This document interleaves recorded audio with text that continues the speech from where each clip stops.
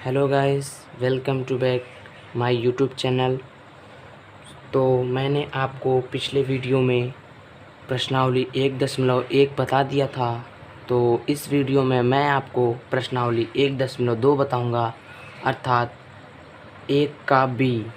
तो 1 के बी में पहला सवाल है, निम्नलिखित संख्याओं के अभाज्य गुणनखंड के गुणनफल के रूप में व्यक्त करें। अर्थात जो हमारा संख्या है, मतलब हमारी की कोई भी संख्या है, तो उसका हम लसाअ निकालें और उसका छोटा से छोटा मतलब कि शॉर्ट टाइप में उसे लिख दें। तो 140 का एलसीएम निकालेंगे। तो 140 का एलसीएम निकालने के लिए पहले हमें 140 का ऐसे करने देना पड़ेगा। फिर इसके बाद हम इसको 2 से भी ले जाएंगे।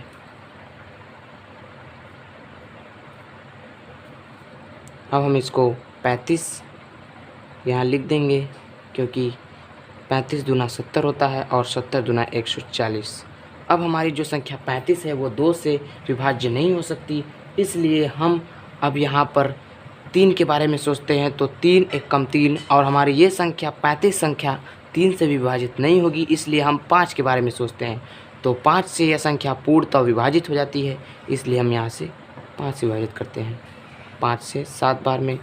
और 6 से तो ये विभाजित होगा नहीं, इसलिए हम 7 से ही इसको विभाजित करते हैं, क्योंकि यह जो हमारा 7 है वह एक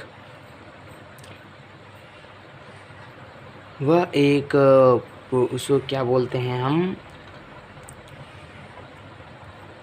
अभाज्य संख्या है।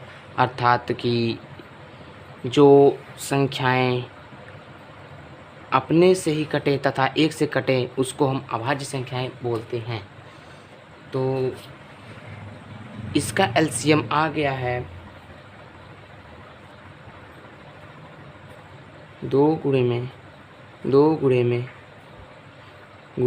5 गुणित 7। यह हमारा एलसीएम आ गया है। अब हम इसको शॉर्ट फॉर्म में कैसे लिखेंगे, 2 का स्क्वायर कर देंगे, क्योंकि यहाँ 2 बार आया है, इसलिए 2 का स्क्वायर कर देंगे तो 2 दूना 4 ही होगा, और 2 गुणे 2 करेंगे तो भी 2 दूना 4 ही होगा। इसलिए फिर इसके बाद 5 गुणे 7 लिख दिए। तो यह हमारा शॉर्ट फॉर्म हो चुका है। अब हमारा ये पहला सवाल ख़त्म हो चुका है।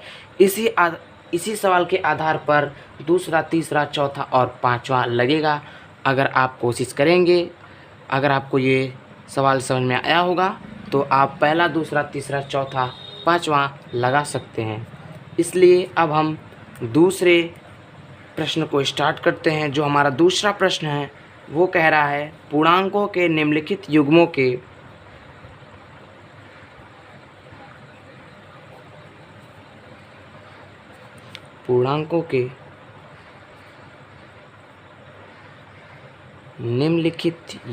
के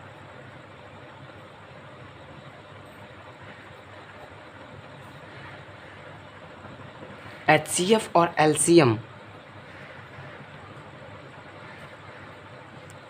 एलसीएम ज्ञात कीजिए तथा इसकी जांच कीजिए।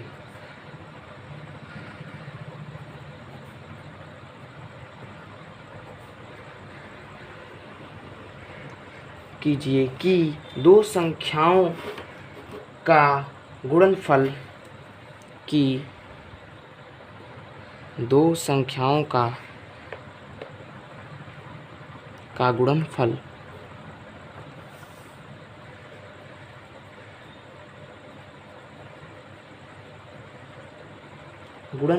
एचसीएफ इंटू एलसीएम है।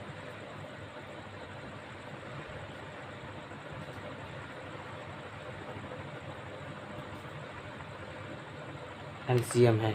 तो हमारा पहला सवाल है 26 और 91। तो ये हमारा पहला सवाल है, जिसका हम पहले एचसीएफ और एलसीएम ज्ञात करेंगे। तो पहले हमें एचसीएफ ज्ञात करने के लिए यहाँ पर इसी संख्या को उतार देना पड़ेगा। फिर हम इसको HCF निकालेंगे तो इसका HCF हो जाएगा 2 गुने में 13 और इसका HCF हो जाएगा 7 गुने में 13। तो इन दोनों में कॉमन सिर्फ 13 ही है, तो इसलिए इसका HCF 13 हो जाएगा। और LCM निकालने के लिए हम पहले 26 और 91 का LCM निकालने के लिए हमारे पास एक फार्मूला है जो कि आप यूज कर सकते हैं। तो LCM निकालने के लिए हमारे पास फार्मूला जो है वो QX गुना में PX बटा HCF, इस आधार पे आप LCM निकाल सकते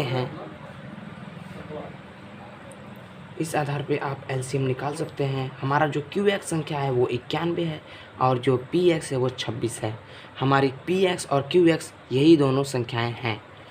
तो 26 गुना में 91 बटे 13, तो 13 दूना 26 हो जाएगा और 91 दूना 182 हो जाएगा।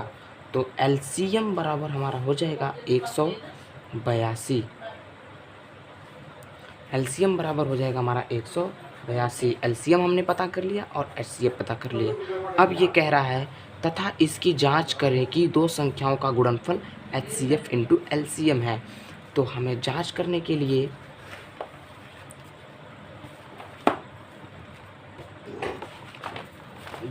के लिए हमें लिखना पड़ेगा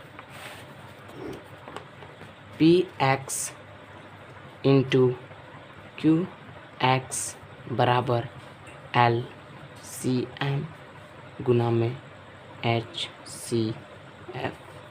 तो हमारा PX संख्या है 26 और QX संख्या है 91 बराबर हम लिखेंगे यहाँ पर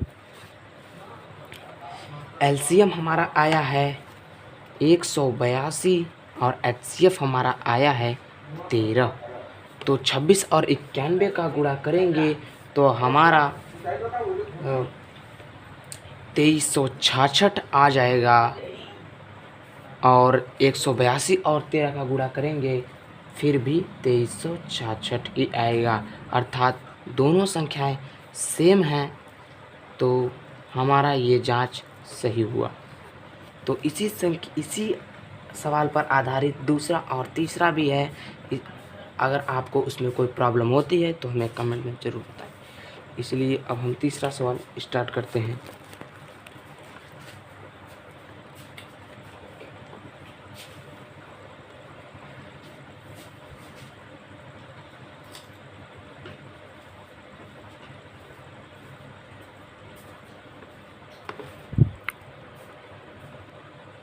तो हमारा तीसरा सवाल है, अभाज्य गुणनखंड विधि द्वारा निम्न पूर्णांकों के HCF और LCM ज्ञात कीजिए।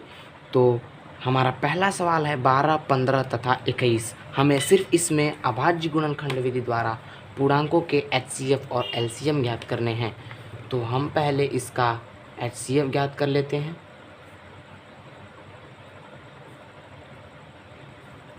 ये हो जाएगा 2 गुना में 3, 3 गुना में 5, 3 गुना में 7। तो इसका HCF हो जाएगा, इसमें से कॉमन हमें सिर्फ 3 ही दिख रहा है तो 3 ही हमारा HCF हो जाएगा। बाकी कोई हमारा तीनों में कॉमन नहीं है, इसलिए हमारा 3 ही HCF हो जाएगा। और LCM ज्ञात करने के लिए हमें 12, 15, 21 का LCM ज्ञात करना पड़ेगा। तो आप इस फॉर्मूले को इसमें यूज़ नहीं कर सकते क्योंकि ये सिर्फ 2 ही संख्याओं के लिए है और इसमें हमारी 3 संख्याएं दी गई हैं। तो आप सरलतम पूर्वक यहाँ पर 12, 15, 21 का रफ कार्य के लिए यहाँ पे LCM निकाल सकते हैं।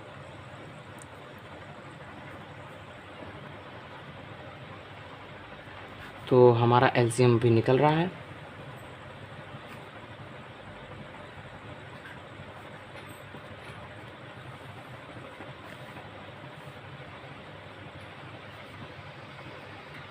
तो एलसीएम है 12, 15, 21 का एलसीएम है 12, 15 तथा 21 का एलसीएम 2 गुणित्ते 2 गुणित्ते 3 गुणित्ते 5 गुणित्ते 7 है। 2 दूना 4, त्याई 12, पंचे 60, सते 420। तो हमारा एलसीएम आ गया 20। एलसीएम बराबर 420 आ गया हमारा एलसीएम, और एचसीएफ हमारा आ गया 3। तो हमारा पहला सवाल इसी पर एंड होता है और दूसरा और तीसरा सवाल इसी पर आधारित है। बहुत ही आसान है, सरलतम पूर्वक आप इसको कर सकते हैं। तो हमारा चौथा सवाल स्टार्ट होने वाला है। इस सवाल में दिया है कि यदि एचसीएफ बराबर 306, 657 9 दिया है तो एलसीएम 306, 657 का एलसीएम ज्ञात कीजिए। मतलब यहाँ पे 306 और 657 का एचसीएफ 9 दिया है, तो 306 और 657 का एलसीएम हमें ज्ञात करना है। तो एलसीएम ज्ञात करने के लिए मैंने आपको एक फार्मूला बताया था, जो कि यहाँ पर है px × qx। मतलब यह हमारी संख्या हो गई px और यह हमारी संख्या हो गई qx। तो एलसीएम ज्ञात करने के लिए मैंने बताया था कि px × qx बटा में HCF बराबर LCM। तो हमारा px है 306 गुणित्ते 657 बटे हमारा HCF यहाँ पर दिया हुआ है। इन दोनों का HCF 9 है, तो यहाँ पर हमारा 9 दिया हुआ है और हम 9 को इससे काट देंगे। 9 त्रिक 27, 9 त्रिक 27, तो फिर बचेगा 3, तो 4 बार में जाएगा 34। 34 9 306 होता है, और 34 का गुणा 657 में करेंगे तो हमारा 34 में 657 का गुणा करने पर हमारा 22,238 आएगा। 22,238 आएगा। मतलब 34 का गुणा 657 में करेंगे तो हमारा 22,238 आ जाएगा। तो इन दोनों का एलसीएम 22,238 आएगा। मतलब एलसीएम बराबर 22,238। हमारा आंसर क्लियर हो चुका है, यही हमारा आंसर है। तो अब हम स्टार्ट करते हैं 5वां सवाल।